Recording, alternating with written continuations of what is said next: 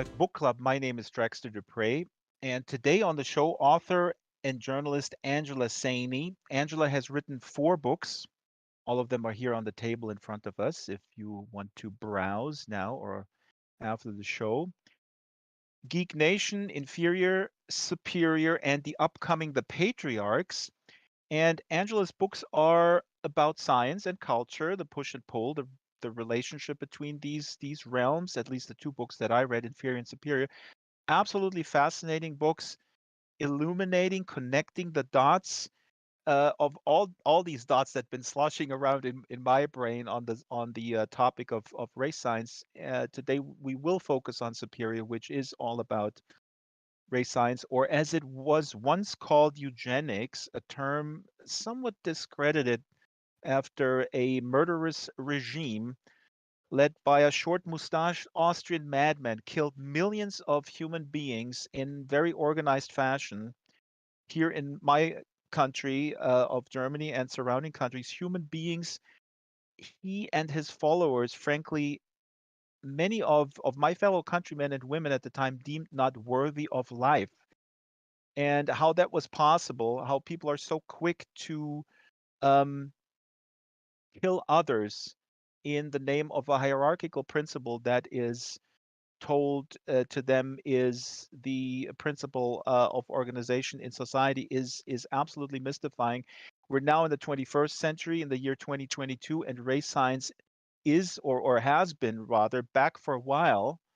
There are ever widening circles of folks who firmly believe that the person uh, next to them, there is a reason why that person or that group or even entire nation states are not achieving what others do in economic terms, in the fields of art, and that failure is due to their ethnicity, that there is something biological about it. Angela demystifies these things. Enough of my meandering introduction. We have the expert right here. Welcome, Angela Saini. A pleasure to be here. I had no idea what to expect, but it's just thrilled to be in this space. You expected the unexpected. I can tell you that it's almost like it's not going to be the unexpected thing that you did not expect when you interviewed the guy from Mankind Quarterly, which is absolutely bonkers. But we'll talk about that. Um, but first of all, it's a fantastic avatar.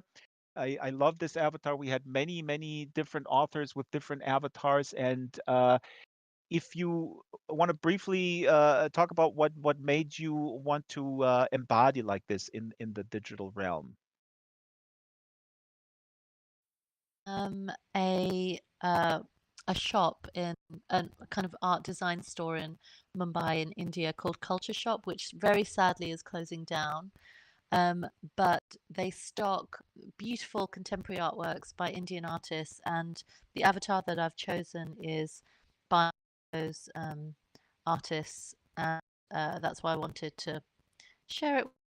And I'm just desperately trying to find her name so I can remember it to tell you exactly who she is. But um, We will find if out. you I go, think I have it somewhere from your original email when we yeah, put the avatar together.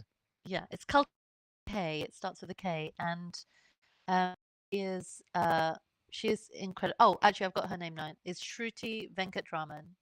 So if you look up Shruti Venkatraman, you can see her beautiful artworks. I've got 2 of her prints in my house, but this is what I wanted to choose for my avatar because I just think she's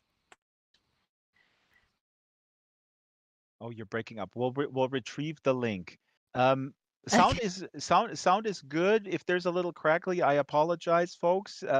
Bear with us, but you're definitely audible. It's good for our purposes. Let's go to the meat of the issue. What is race science? Can you define this for us? What is that thing? science is the belief that human species can be divided up into discrete races, into groups between which there are profound biological differences, and that there is some kind of hierarchy or meaningful difference between those races. And this was actually the basis for the science difference since the Enlightenment. In the 18th century, European naturalists came up with these racial groups, and not in a consistent way. I have to explain here is that many of them disagreed on what race was, should be defined.